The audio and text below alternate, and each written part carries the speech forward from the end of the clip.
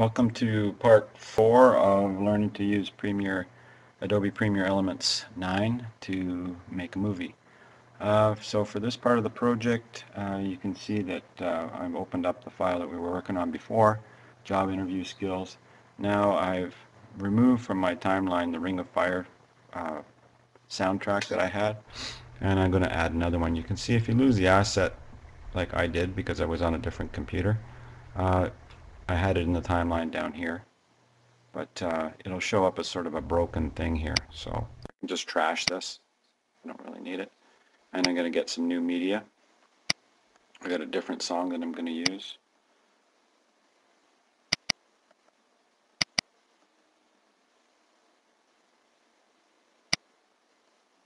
It gives me this interface here.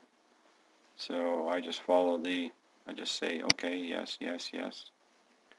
It'll get the media, it translates it into the form that I want. Now, what happened there was that it put it right into my soundtrack, or right into my video. I didn't really want it to do that, so I'll just click on it and hit delete. So now I'm back to where I was before. If you keep flipping around, don't forget you got to move from project view back into project view to see what's going on. So I'll bring my track back down here. And we won't bother doing any audio editing or anything like that. But the next or the last step that we have to do, actually you might want to trim this clip here. I'll just zoom so that I can see the end of it. If I go to the end now, I can just drag with my left mouse button back to, say, there. Alright. So now you can export your thing. You can actually play it and see.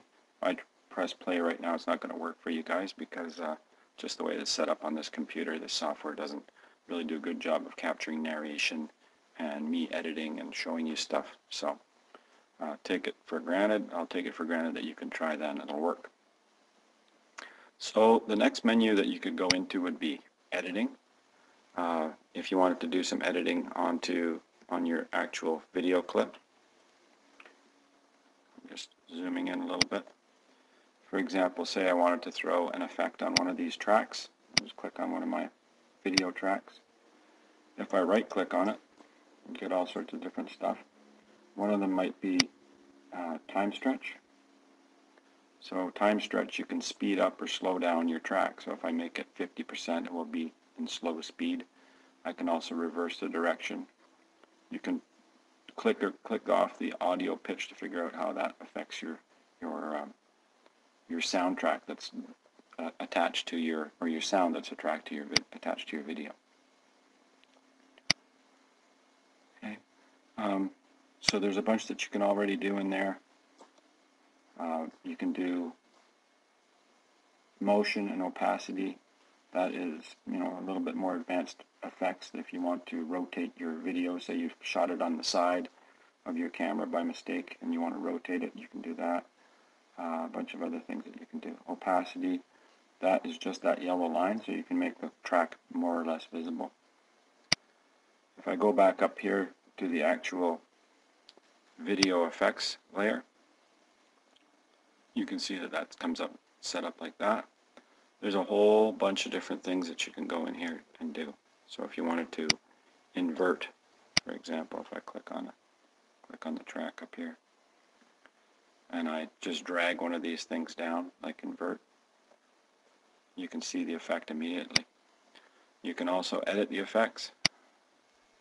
So every time that you put one of those on, you can click on that little bottom thing and it'll bring up all sorts of stuff so you can play around. There's sliders in here so that you can figure out how it works.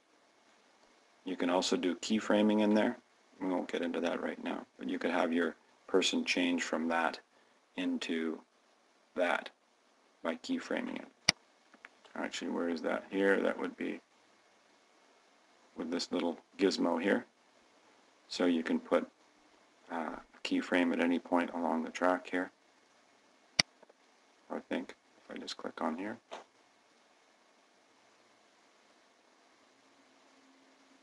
I'm not sure exactly how that works, but that's how you would do it. You keyframe on that track by adding little bits and pieces. I suppose you probably have to click on the track.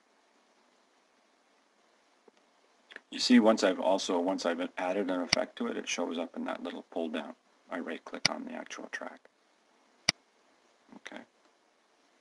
If you want to, you say you don't want that effect anymore, you can click on it and just track.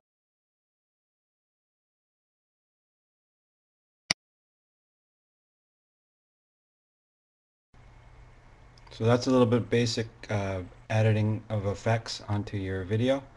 In the next section, we'll show you in particular chroma keying, so that you could do the old weatherman trick of having the green background and removing that and replacing with something else. So that's the end of Adobe Premiere Elements Lesson 4.